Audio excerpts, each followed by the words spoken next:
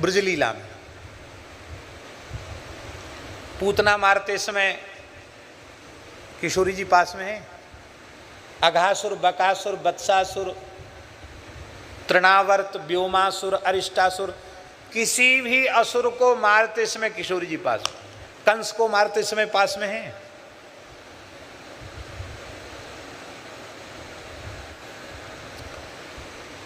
एक कथा सुनाएं, एकदम नई कथा है तो पुरानी, पर आप लोगों को शायद नई लगे।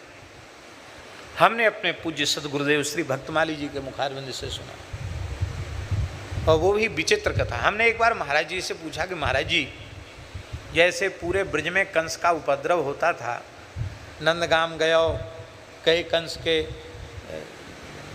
राक्षस, और सब जगह गए, गोकुल में गए, वृंदावन में गए, वृंदावन के भीतर ही नंदगाम, बरसाना सब वृंदावन में, गिरिराज जी में भी।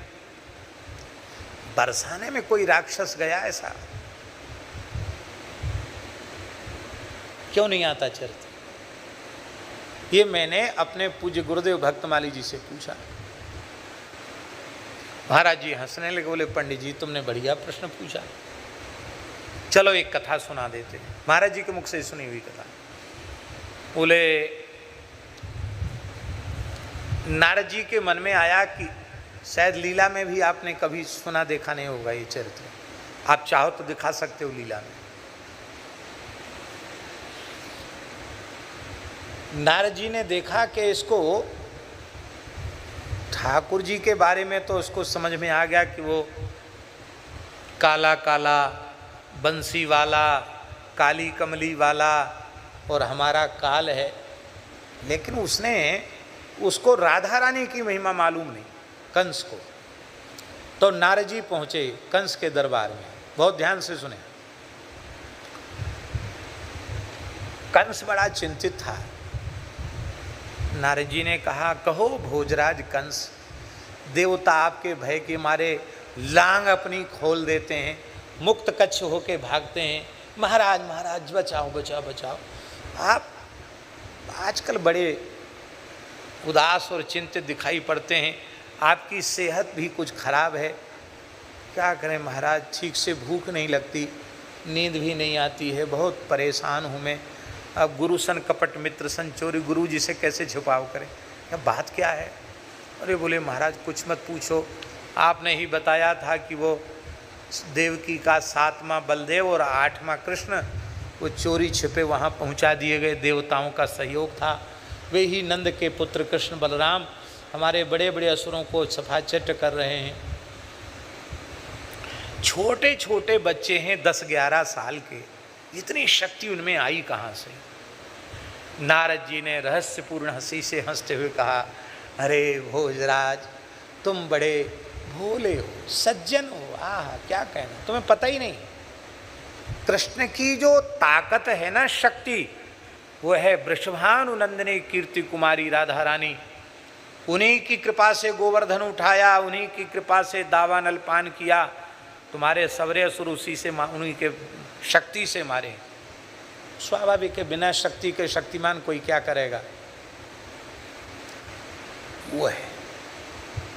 वहां यदि तुम्हारा जादू चल जाए और बस शक्ति का पुंज यदि तुम्हारे हाथ लग जाए तो फिर तो तुम्हारी विजयी समझो।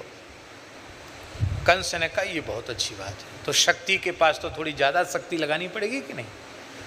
उसने बचे खुचे जितने राक्षस थे उनको कहा, भाई देखो अब वहाँ तो जो गया सो लौट के आया नहीं, अब बरसाना जाना है। बरसाने में जा कर के वृषभानु को, कीर्ति को, जितने उनके भैया बंद हैं सबको, और जितनी वहाँ, किसी को जिंदा नहीं छोड़ना, एक लालिए वाय तो बिल्कुल नहीं छोड़ना। अच्छा, वो सब गए वहाँ असुर, काली काली छाया। किशोरी जी उस समय गह्वर वन में सखियों के साथ खेलने आई थी, छोटी सी लाली। तो ललिता जी ने कही कि स्वामिनी जी, एक बिना ऋतु के काले काले मेघ आसमान में कैसे आ रहे हैं? अरे बोले काले मेघ नहीं है, ये कंस के भेजे भय असुर हैं।